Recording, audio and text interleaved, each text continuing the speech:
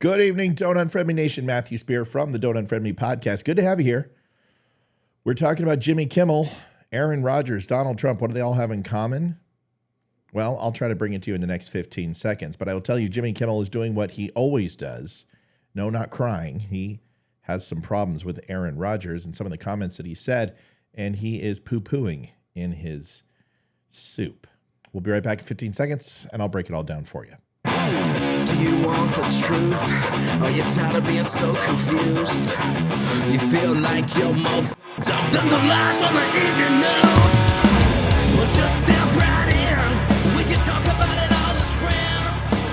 And if you want, we can hug and kiss and make up for the party ends. What's going on, folks? Thanks for watching the show. That is Still Point, the Don't Unfriend Me band, STIIL POINT. Jimmy Kimmel, if he was funny at all, he was much funnier when he was a little overweight, drinking beer, and bouncing on trampolines. You may remember this, you may not, but this new prosthetic Jimmy Kimmel is hard to swallow.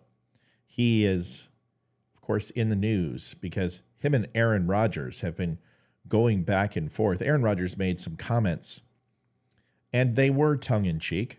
Jimmy Kimmel took some umbrage with that and decided to go ahead and lace tirades of nonsensical tweets at Aaron Rodgers, and threats to his family were going to happen based on what Aaron said. And Jimmy created this scenario, this the sky is falling situation, because this is what he does. He overreacts. But once again, wasn't always this way. We're going to walk through a little bit of Jimmy Kimmel and who he is, what he does, and what he has done.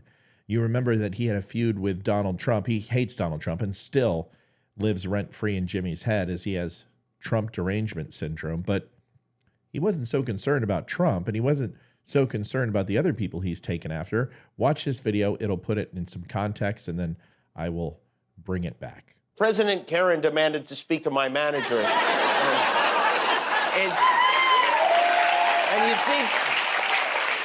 You'd think the guy who fathered Eric and Don Jr. would know how to handle jokes, but I guess not. We have a First Amendment right that Americans a hell of a lot braver than Donald Trump died for. Fragile little snowflake. What a blowhard. He's a blowhard and a snowflake. He's a blowflake is what he is.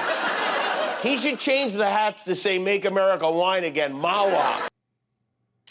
You know, and I have no problem with that Jimmy Kimmel wants to take after the President of the United States. I think the President of the United States should be ridiculed and questioned at all times, and you try to respect the office. But this is no big deal. This is his job, is to comment on current events. But of course, Jimmy doesn't like that done to him. He didn't seem to care about Donald Trump's family. He didn't seem to care the ire this created. He didn't seem to care about pushing Russian collusion and the other stories that were fabricated and false.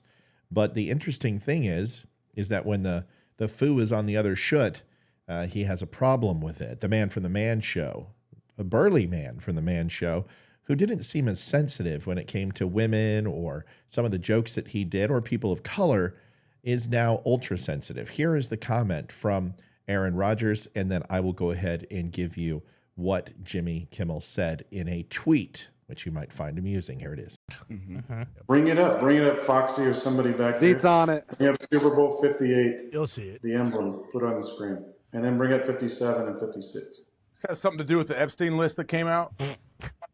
And this is where it goes south. Jimmy Kimmel had some things to say about the people on this podcast and Aaron Rodgers, because Aaron Rodgers was concerned about the list, as everybody should be, because this involves children and sex trafficking and blackmail, corruption. All of this is fairly serious, and anyone in their right mind would be interested, especially somebody on a late night talk show. But of course, Aaron Rodgers says some things that people don't like, just like Jimmy says things, and he decides to go ahead and trounce Aaron Rodgers and his mental stability, and then obviously comes back with this tweet after Aaron said the following: "Dear asshole, for the record, I've not met, flown with, visited, or had any contact whatsoever with Epstein, nor will you find my name on any list other than the clearly phony nonsense that soft-brained wackos like yourself can't seem to distinguish from reality.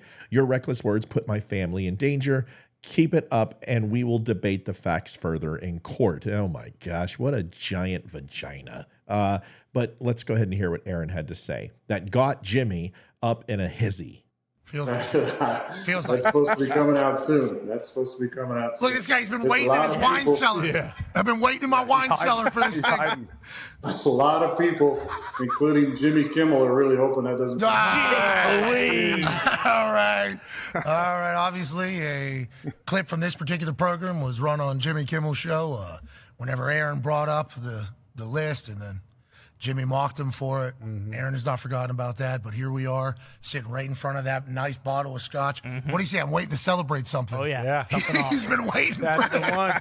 You've been waiting for Hey, I'll tell you what, if that list comes out, I definitely will be popping some sort of bottle. Jimmy Kimmel, you know, if he's going to go ahead and be on this stage, and I am a microcosm of his overall network, and I'll tell you, you got to have some thick skin. People are never going to love you, not everyone at least, and more than likely most people will just despise you. And this is true for Jimmy Kimmel and a lot of Green Bay Packer haters. Let's be completely honest. I think Tom Brady might have the ultimate title of being the most hated, but let's be honest. Aaron Rodgers says some things that I don't agree with, and Jimmy Kimmel says things I don't agree with, and I'm sure they also disagree with me if they even knew who I was. But Jimmy Kimmel isn't this guy that you're seeing in front of you, this guy on late night, this, once again, prosthetic or DuPont plastic type of person. He is actually whoever he wants to be successful in the times. And he found that to be a chauvinist, racist, shocking, comedic value type human being on Comedy Central, but realized that he can no longer be that person. So like Howard Stern and others, they've run to the left to ensure that they are now woke and sensitive and all of this, but none of this is true. Just like this doesn't make up everything Jimmy Kimmel is. It's an act, and he is certainly acting now. But in the land of late night television, there did exist a man named Jimmy Kimmel, and he was in that golden era known as The Man Show, something that I watched all the time, and I actually loved it. I always found Adam to be a little bit more my palate, but Jimmy still had his moments. And Adam Carolla embarked on this journey with Jimmy to explore the wild world of testosterone-fueled humor. And those were the days when men were men, and the only sensitivity shown was to the delicate art of opening a beer bottle. But those days are over. We have to fast forward to today, where Jimmy Kimmel has undergone a transformation so profound. And no, I'm not talking about his pant size, even though he's lost some weight. Good job on staying healthy. It makes a chameleon look like an attention-seeking diva compared to Jimmy. From the Man Show to the man who sheds a tear faster than an onion in a blender, Kimmel's evolution is a tale of contradictions, as if he's practicing the art of selective memory. And in the glory days of the Man Show, Kimmel was the epitome of testosterone-soaked comedy, whether it being in blackface or sniffing a woman's crotch or dressing up like Oprah or having a woman fondle him. It was all about the jokes about beer and babes and belching, and it was served on a platter, and the duo reveled in the joy of being hilariously unapologetic about it. Yet somehow Kimmel managed to make a swift U-turn on the road of manliness, leaving behind the tire marks of 1,000 beer cans on the road. Now, the same guy who once celebrated man caves and chest hair is preaching about sensitivity and political correctness. It's as if he traded his leather jacket for a cardigan and his bravado for a bouquet of politically correct roses. Perhaps he keeps a collection of old Man Show DVDs hidden away like a guilty pleasure he dare not speak of in the presence of his newfound woke friends. Yet he had to when these things came back and reared their ugly head. And it was almost like just checking a box, because the left really were never going to cancel Jimmy Kimmel because he's one of them. They just simply said, "How dare you?" And he had his public apology, but he wasn't fired like Gina Carano or Roseanne Barr or any of the countless Republican conservative minds who have been let go based upon freedom of speech that he pretends to care so much about. The irony of it all, Kimmel, the man who once championed the art of chugging beer, now sips chamomile tea while discussing the importance of mindfulness and equity and awareness. It's like watching a lion become a vegan and start advocating for grass conservation. But fear not, for the story doesn't end here. Kimmel's journey into hypocrisy is far from over. We will hear more from him, I'm sure. And who knows what he'll champion next? Perhaps a campaign for the ethical treatment of rubber chickens, or a passionate plea to save the feelings of offended couch cushions.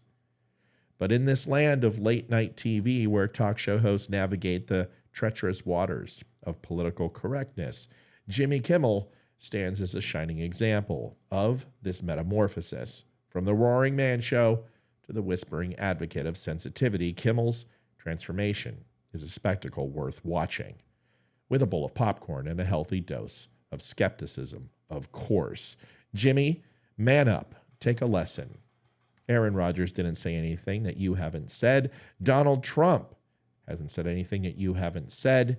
You can cry, you can get a lawyer, but in the end, you're a freaking comedian, and you should stand behind the First Amendment and protect it, and everyone else's right to make fun of you as much as you make fun of others.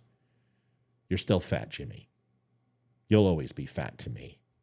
Folks, thanks for watching the Don't Unfriend Me Show. Please do me a favor, like, share, and subscribe. Follow if you like what you heard. Tonight we'll be live at 8 o'clock with Olivia and myself. Please stop by. Say hello. We'll have a new video from Ryan Weaver and some other fun stuff to take part in. God bless. I will see you tonight. Adjusting transmitter output.